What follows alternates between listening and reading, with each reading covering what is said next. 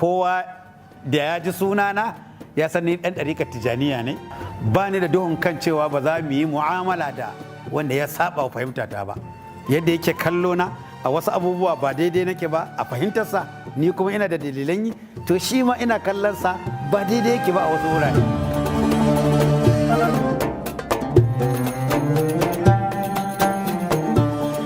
Sunana Nur Arzai, amma a gari aka fi cewa ainihin wato Nura Arzai, wanda mahaifina sunansa Shehu Malam Muhammadu Aujara, ɗaya daga manya-manyan almajirai na Sheikhul Islam Alhaji Ibrahim Inyas. An haife ni shekara ta 1957, wato 1957, a wajen yawon wa'azi, saboda mahaifina mai yawan yawon wa'azi ne. An haife ni a garin Taura, can ƙasar Ringim, sannan an rene ni a cikin birnin Kano a unguwar Durumin Zungura, wurin da aka fi sani da 'yar magaji. Sannan ina ɗan shekara wajen 8, mahaifina ya kai ni wajen wani malami a can 'yan kaba, ana cewa da shi Shehu Malam Adamu, inda bayan na fara karatu a wajen mahaifina da mahaifiyata, sannan aka kai ni wajen wannan Malam Adamu ɗin, har inda a ƙarshe ya kawo ni makarantar Arzai wajen Shehu Malam Manzo Arzai 1967, sannan har zuwa 1970 da Shehu Malam Manzo ya rasu, ya banni a hannun 'ya'yansa Shehu Malam Liman, inda na yi karatu a wajen Malam Manzo Arzai da Malam Abdulrahman na Ando da ainihin Malam Mukhtar da Shehu Malam Laminu, duk 'ya'yan Malam Manzo ne. Sannan na fara karatu na abin da ya shafi sha'anin ilimi a wajen Malam Mukhtar Sa'adi 'yan Tandu. Sannan na shiga makarantar Nahdatul Islam, wato Fitiyanul Islam, wannan 1974 har zuwa 1977, inda na shiga makarantar horar da malamai ta Waruri. Sannan daga nan na shiga makarantar SAS, inda na fita 1982. Sannan na fara aiki a makarantar horar da malamai ta harkokin addinin musulunci Shahuci, wacce aka fi sani da Aliya. Sannan na ƙara tafiya makarantar koyon shari'a ta Malam Aminu Kano, inda na je na yi difloma akan harshen Hausa da Larabci da kuma abin da ya shafi harkokin koyarwa. Sannan bangaren karatu dai na tafi jami'ar musulunci ta Niyame a garin Saye, wanda OIC suka kafa ta, inda ne karatu 93 zuwa 97, inda na yi diploma na kuma yi digiri a can, inda na ƙara yin diploma akan harkar ainihin aikin lantarki. Shi kuma karatun tsoro, kamar da na faɗa, na fara karatun hadisi a wajen mahaifina Shehu Malam Muhammadu Aujara. Sannan da wasu abubuwa na sha'anin adabu na koya a wajen mahaifiyata Sayyida Hajara. Sannan karatun ilimi muka koya a wajen Malam Mukhtar Sa'ad 'yan Tandu, sannan Malam Mukhtar Alaramma, wato ɗan Shehu Malam Manzo. Sannan ya tura mu wajen wani Malam Ahmad Tijani Abubakar, ainihin ana cewa da shi Malam Jinjiri a nan Arzai. Sannan daga nan ainihin wato aka tura ni wajen Shehu Malam Karami, ɗan Shehu Malam Awaisu, wato yayan Shehu Malam Abdullahi Uwais, har Allah ya masa rasuwa muna karatun ɓangarorin ilimi gaba ɗaya wajensa. Sannan da ya rasu muka tafi dai wajen Malam Abdullahi, Shehu Malam Abdullahi Uwais, wanda muka yi ci gaba da yin karatu a wajensa. Wannan har zuwa yanzu muna zauna a wajensa muna yin karatu, don shi wannan ba karewa yake ba. Kuma a tsari dai na karatu na soro ɗinnan yanzu duk Lahadi muna yin karatu na Mukhtasarul Khalil a cikin ainihin wato gidan babban malami shehu mai hula.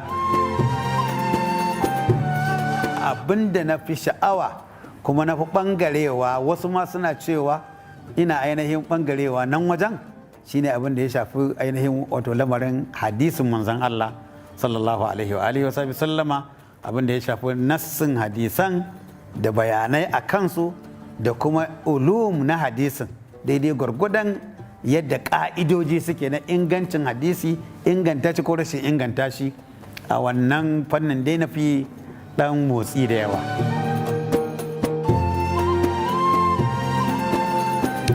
Yanzu ina kallo a kwakwalwata tunda a workshop din da muka yi, bayan duk waɗannan abubuwa mana, yanzu haka da za a haɗa mun kaya na abin da ake bukata, to zan iya yin hita, zan iya yin ainihin wato ɗaura wannan abin na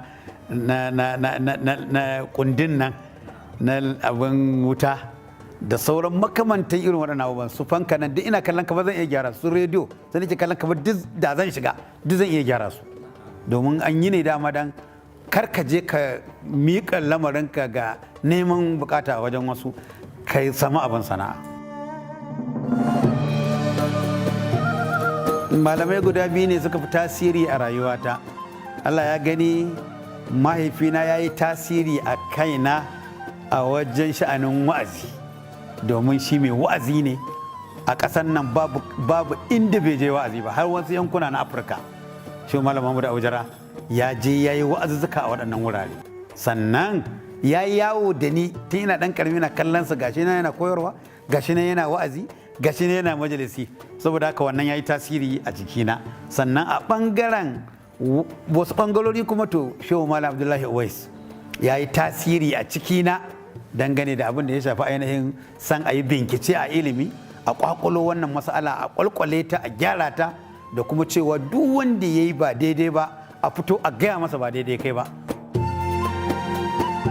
Abinci wato ni ka san almajiri, mun tashi ba mu da wata kyama, duk abin da ya samu na abinci, tunda har zuwa yanzu likitoci ba su ce mun kan na ci kaza ba, sai dai su ce in rage kaza kurin.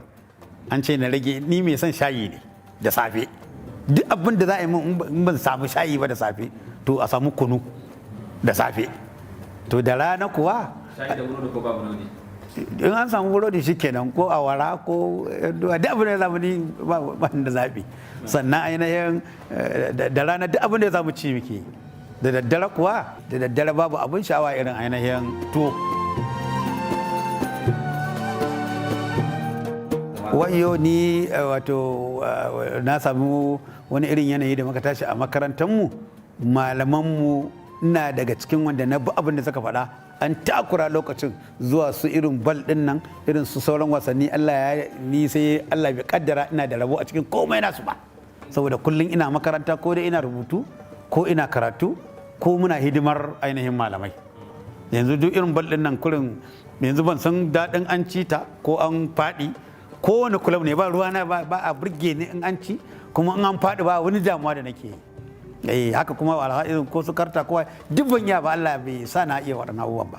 Abin da na fi damuwa da shi ni a rayuwata, wanda ya fi ban sha'awa ba dare ba rana, na buɗe littafi ne karatu. Wannan yana burge ni kwarai da gaske.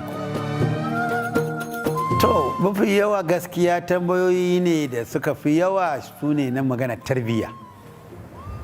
Tarbiyya, sai kuma hukunce-hukuncen aure, sai kuma wanda na fi samun tambayoyi a kai, tunda na wallafa littattafai su Rawdatu Sibiyani fi hadisi Habibir Rahmani da sauran makamantan su, Irshadi Sibiyani ila mabadi ulumil Qur'ani, da Irshadi Shubbani ila mabadi ulumil Qur'ani, da sauran wasu littattafai da na yi.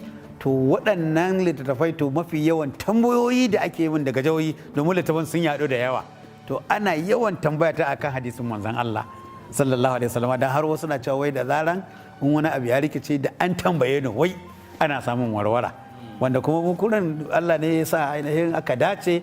Da zaran na ji ban iya ba, wannan malamin namu da nake faɗa, Shehu Malam Abdullahi Uwais, to wajensa muke komawa.